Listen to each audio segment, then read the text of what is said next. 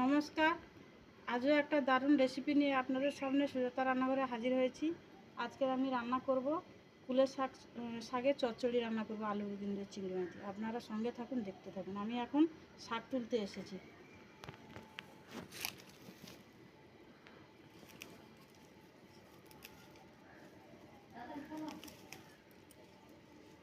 শাকটা আমার তোলা হয়ে গেছে। এবার আমি ভালো করে জলে ধুয়ে শাকগুলো তুলব।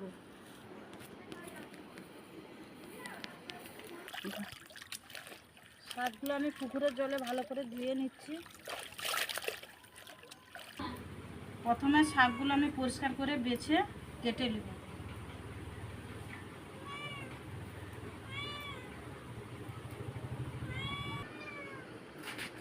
এইভাবে ছোট ছোট করে আমি কেটে নিচ্ছি শাকটা। প্রথমে আমি বেগুনটা কেটে নিচ্ছি। বেগুনটা এইভাবে কাটবো। কুলের শাক পাতা চচ্চড়ি রান্না করার জন্য আমি শাকটা কুটে নিয়েছি।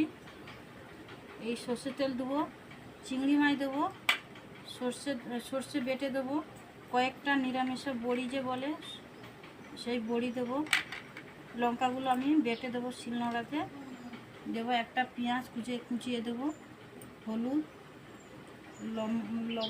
এইভাবে আলুটা কেটে নিয়েছি। প্রথমে সর্ষেটা বেটে নিচ্ছি।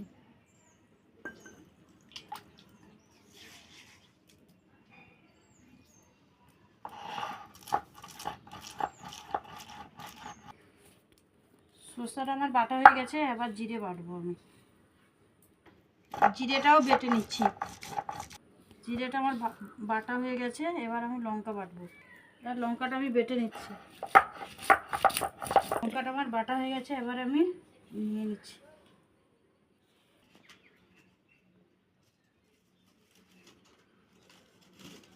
ধরিয়ে নিচ্ছি।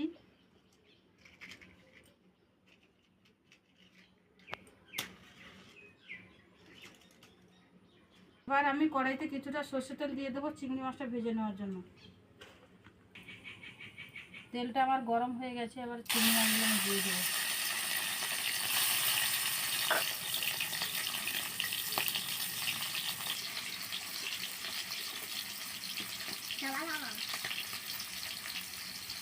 লবণ, চিংড়ি মাছটা আমার ভাজা হয়ে গেছে। এবার আমি নামিয়ে নিচ্ছি।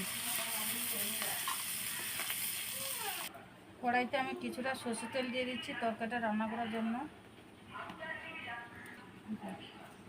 দিয়ে দেবো 5 ফোড়ন, 2টো শুকনো লঙ্কা,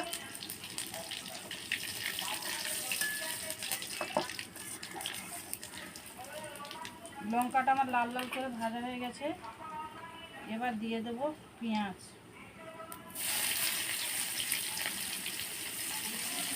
ওর সাথে বড়িগুলো দিয়ে দেবো।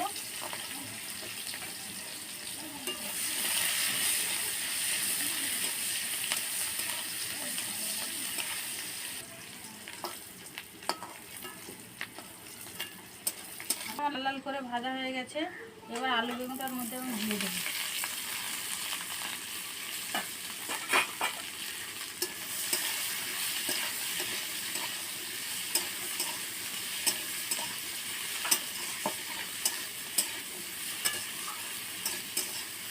এক চামচ লবণ,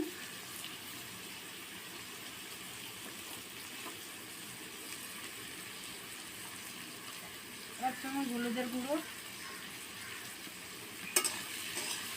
কিছু সময় আমি চাপিয়ে রাখবো।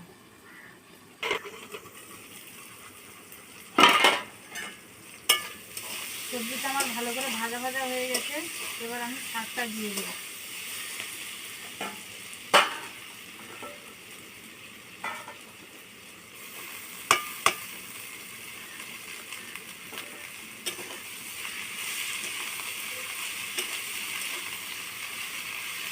দিয়ে দেবো লঙ্কার বাটা, জিরের বাটা, সর্ষে বাটা,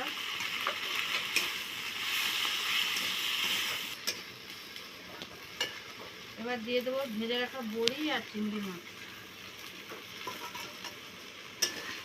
কিছু অনেকক্ষণ চাপা লাগিয়ে রাখবো। দিয়ে দেবো অল্প খানিকটা জল।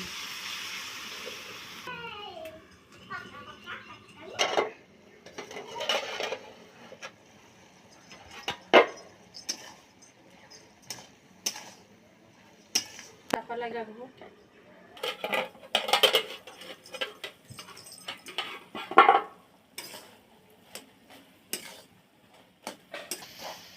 এবার আমি নামিয়ে নেব।